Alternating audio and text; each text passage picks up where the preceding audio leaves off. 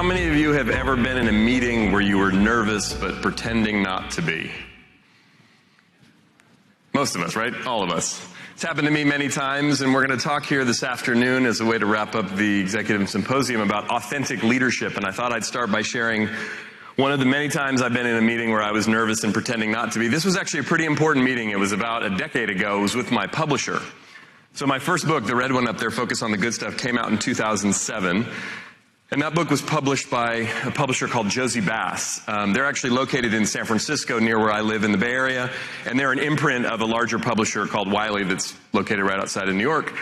Anyway, we have a meeting for me to pitch my idea for what I was hoping was going to be my second book about authenticity. And I show up to the office in San Francisco, and my expectation was that I was going to be meeting with Alan, my editor, for the first book, and some of the folks on the team who'd worked on that first book. And I was excited. I was a little nervous about the meeting. It was kind of a big deal.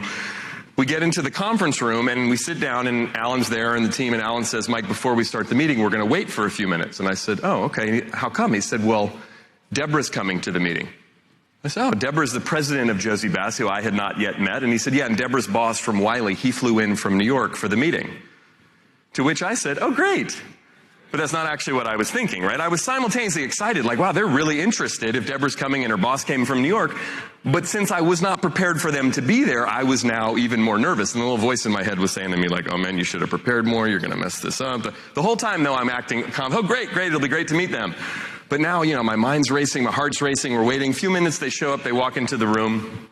They're really nice, friendly people. They weren't super intimidating, like, by their presence. But given who they are, now I'm really nervous. And Mike, tell us about the book. So I go into my little pitch. And you know how usually when you start a meeting like that, maybe you're a little nervous or anxious at first, and then you get into it and it kind of goes away? Yeah, that wasn't happening. Right? And it wasn't like I was making a fool of myself and forgetting what I wanted to say, but it was more just like inside, I was having like an emotional wrestling match with myself. And after a few minutes, it was driving me crazy because my anxiety level was going up instead of going down.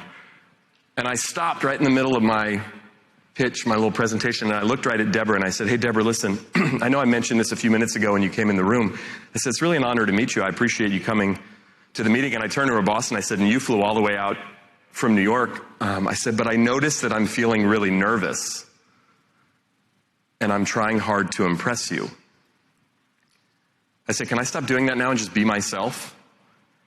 And literally, as it was coming out of my mouth, the voice in my head was screaming at me, "Don't say that out loud. Like, what is the matter with you," right? But after I said it, I sort of paused, and there was kind of an awkward pause as I looked around the table, and I could see the looks on people's faces. They were like, "Did he really just say that out loud?" But something interesting happened after the awkward pause was that Deborah laughed. So did her boss. So did everybody else around the table. So did I. And more than laugh, it was like I took a breath. And I said, "Listen, here's what I know about authenticity. I know it's important. I know it's important to me. I know it's important to just about everybody I know. I know it's important in the relationships I have. I know it's important to the clients that I work with and the teams and the leaders that I work with." I said, "I know it's important." I said, "But I also know it's challenging. It's one thing to say I'm going to be and operate and communicate and lead authentically. It's a whole other thing to actually do it." I said, "So I want to write a book about that. Why is it so challenging? Is there anything we can do to make it a little bit easier?" And in that moment, I stopped pitching my book and we just started to have a conversation. Why is it challenging for me? Why is it challenging for them? Why is it challenging in their organization, in their industry? Why is it challenging for some of the teams and organizations and companies I was working with at the time? And we just had a conversation and we spent about 45 minutes talking about it. The meeting ended. Alan says, "Mike, we'll give you a call." And I leave the meeting and I head back to my office and do that thing after a big meeting, you do the debrief, at least in your head, like, "Oh, I should have said this. Why didn't I say that?" That whole thing. And I was like, "Are they going to call me? I don't know." But something interesting happened that day. And I learned something really important that day. And I've learned a ton in the decade or so since. The thing that happened that day was Alan called me at the end of the day in my office and he said, "Hey, Mike, I wanted to get back to you and just let you know. First of all, when you left, we talked about you." He said, "We all agreed that was one of the strangest pitch meetings we'd ever been in." He said, "But we really appreciated the nature of the conversation, and I wanted to let you know that we're interested in publishing the book." So I was super excited, as you can imagine. And the thing that I learned that day was, as important as it is for us to be prepared in life and business as leaders, as I'm sure all of you know how important that is, I've spent a lot of my life trying to be as prepared as possible. Sometimes in life, it's just as important, if not more important, to actually be present, to show up authentically in the moment and respond to what's happening or how we're feeling or what people are saying or doing. And the thing that I've learned over the last decade is I researched and wrote that book, The Blue One, Be Yourself, Everyone Else Has Already Taken, and have since now studied authenticity for the last decade. And it's been part of not only the other books that I've written, but a lot of the research that I've done, is that authenticity is fundamentally important, probably more important today than ever, and is challenging for a number of reasons.